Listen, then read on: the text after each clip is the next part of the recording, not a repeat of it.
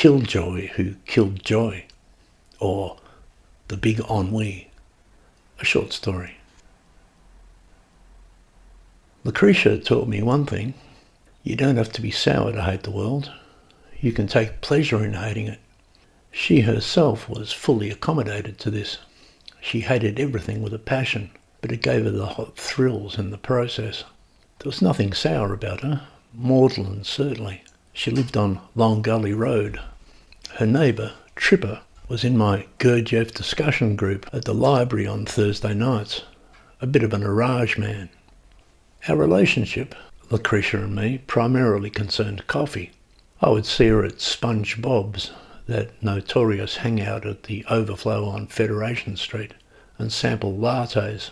This in fact was where life went wrong, sitting at Sponge Bob's one sultry and inconspicuous afternoon. The agitating factor was a cartel of noisy hippies who had occupied a table and had introduced patchouli into the cafe ambience. Sweet Lucretia fumed with supranatural vehemence. "I swear," she said, sipping her beverage, "if they don't shut up, I will put a hex upon them that will end all merriment." The hippies were not rowdy, just noisy, in a barefooted, dreadlock and home-knitted jumper sort of way. Speaking candidly, I imagined Lucretia's darkness to be an empty threat. There are, however, particular types of hexes, so I now understand, within the reach of the neo-pagan laity, and Lucretia had learned a nasty one. It involved assorted incantations and turning your gaze at least once to Boleskine House in Scotland. "Good heavens, Lucretia," I complained. "You don't want to go dabbling in bleak hexations." She took exception to my language. "Good heavens," she said, raising an eyebrow onto a wicked angle.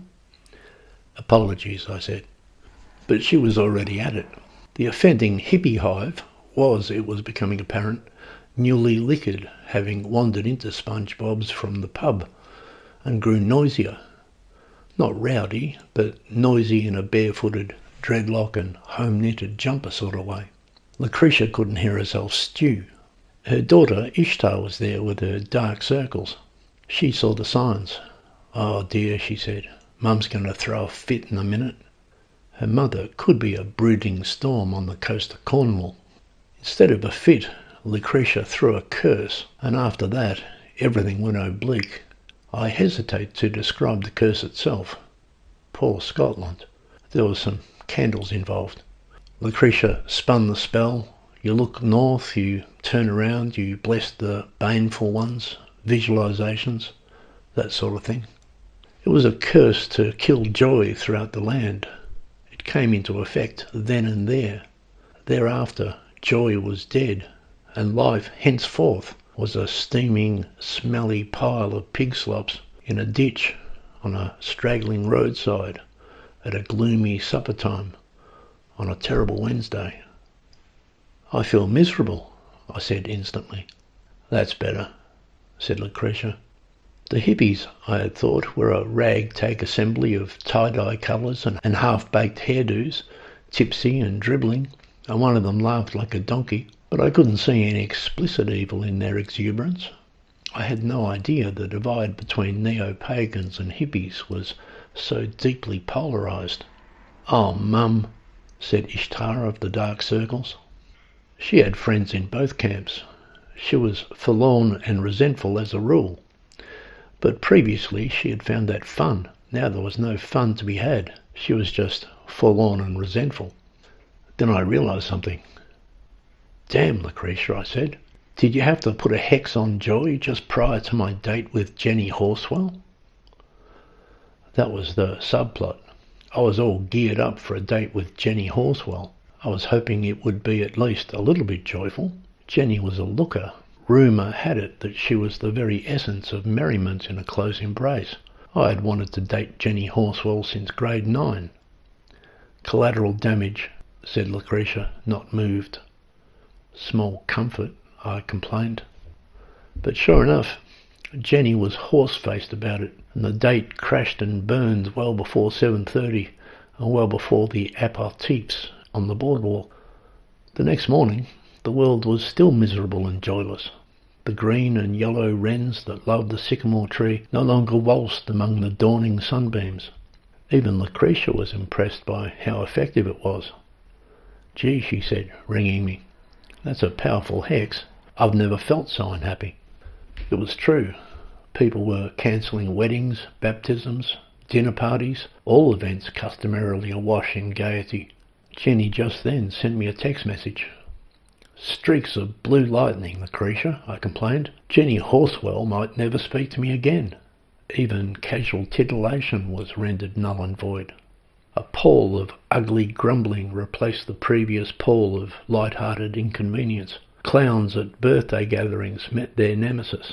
Unhappy toddlers got a snotty nose. The whole of creation went into a funk of bleak repair. It did, however, make quiet among the hippies, who instantly fell into mushroom flashbacks, and the threat that one of them might do some juggling in the cafe came to nothing. My protestations came to naught too. Lucretia thought it was a big improvement. "Joy is overrated," she said. So it trembles in the dark, I was thinking, but it's one of life's little consolations.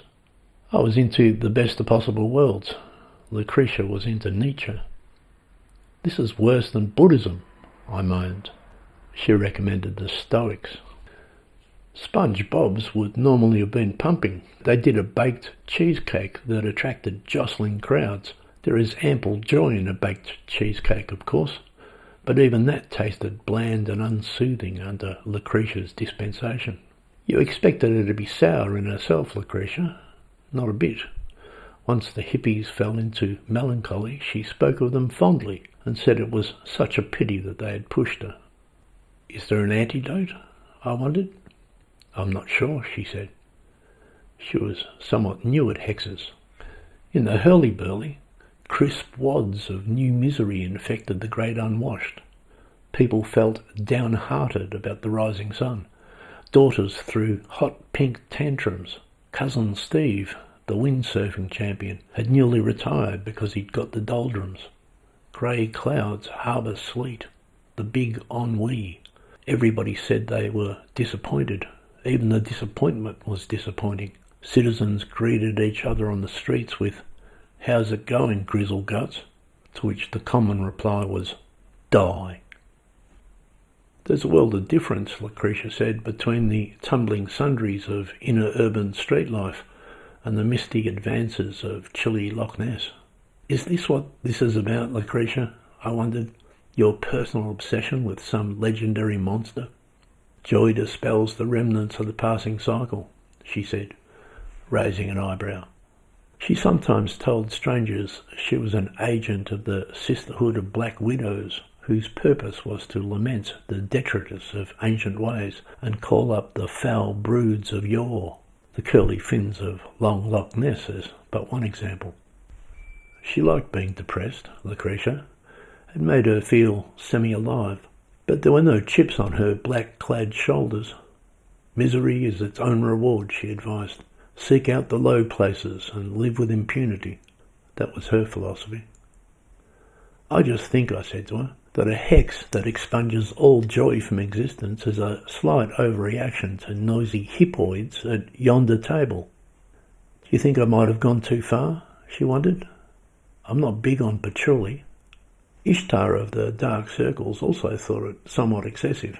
Being a teenager, she had thought the world was boring. Now it wasn't even interesting enough to be that. "Perhaps I was being rash," Lucretia conceded eventually. "But I love being rash." Second thoughts to no avail, however.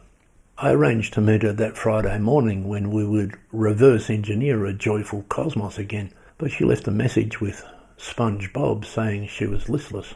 She was avoiding me, I decided. Every hex comes with a cooling off period, obviously, but not of any distinct duration. If you leave it too long, it sinks into the concrete. Rusty fences partition your life. A deep enchantment infects the drinking habits of labouring men. "My mother is a springboard of inner torment," admitted Ishtar.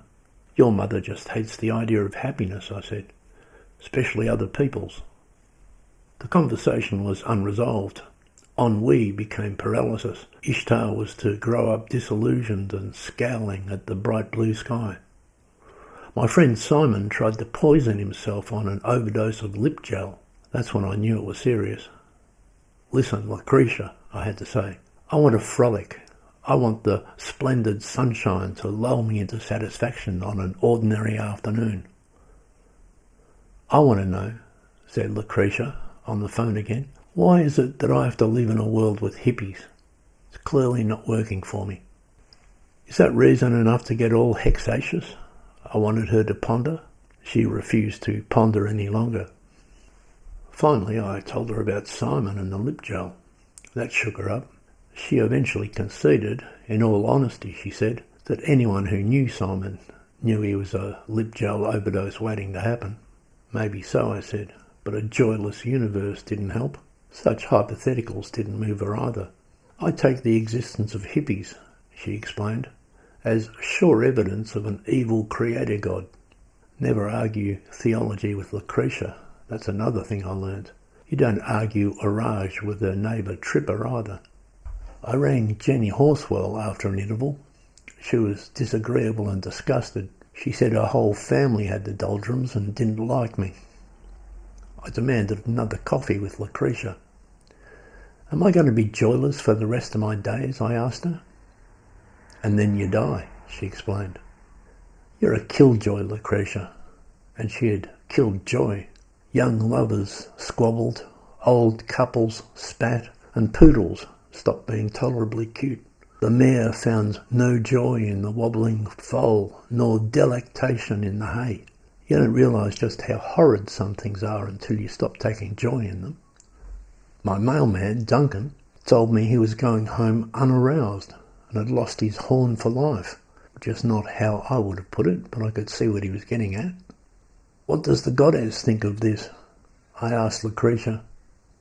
I haven't told her yet, Lucretia admitted. Typical of the whole neo-pagan revival, I was thinking. What will fix this, Lucretia? I asked. A miracle, she said. But miracles are covered by the hex, since they precipitate unusual amounts of joy, and the world was no longer miraculous either. This went on for a whole miserable month. On top of ordinary dejection, the dejection of reflection, I had the dejection of rejection. And Jenny Horswell said that when she thought of me, she lost the will to live. Joy is the caffeine in the coffee bean, but even lattes at Sponge Bob's left me a joy-deficient muppet. Finally, exasperated, I barged around to Lucretia's house on Long Gully Road, pounded on the door. No answer.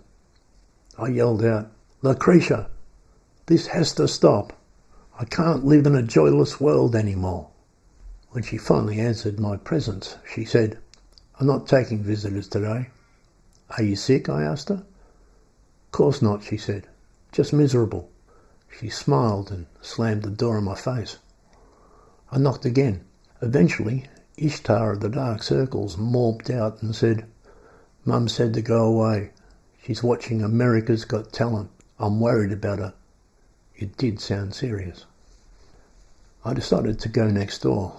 There, as I say, lived Tripper, the Orage man, from my Gurdjieff group at the library on Thursday night. And since he lived next to Lucretia, I hoped he might know what to do. It was his observation that Mr. G had warned his acolytes of hexters like Lucretia.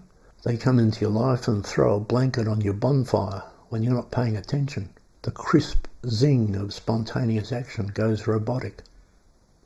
Do you know what an N is? He asked me. N as in Enneagram? No, I admitted. It was, no doubt, some of Orage's deviationism, but I was open to hearing it. If you take the word enjoy and kill the joy, he said, what have you got? An N, then, is a joyless experience. It has been sapped, drained, eviscerated, insanguated, scrubbed and cleaned of even the slightest trace of joy. You might think that N is the prefix and joy is the stem. No, joy is a suffix. When you remove it, all you've got is N. The vast majority of people, male men included, only ever experience ends. It was all part of the work, he said. Then he said to me, "Did you give her permission?" "No," I said. "Well, no one can expunge joy from your universe without your permission," he explained. Perhaps there was something in Iraj after all. He wasn't Beelzebub's grandson, but he claimed to have the good oil on Mr. G. Tribber had lived next to Lucretia for many rustic years. She was a good neighbour, only a problem under baleful moons. "She hit some hippies with a hex," I said, "and the whole world's gone droopy. Jenny Horswell won't give me a joyful glance." He gave me the Orajian interpretation of events. "Someone can only put a hex on your joy if you're sound asleep and walking through life like a stick figure," he said. Was that the problem? I was sound asleep and walking through life like a stick figure? Hexes are to no avail to the conscious man, for whom joy is the proper suffix.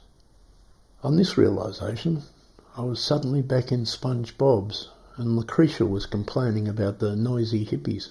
Ishtar was there with her dark circles. "I swear," said Lucretia, sipping her beverage, "if they don't shut up, I'll put a hex upon them that will end all merriment."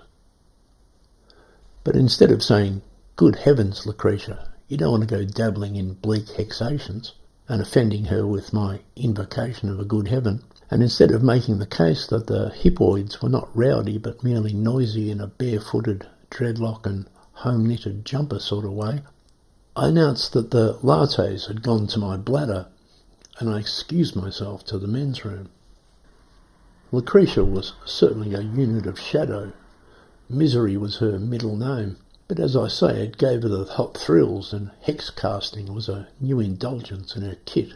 I considered her threat of hex to be an empty mendacity, but Ishtar was there to say her mother shouldn't be tested.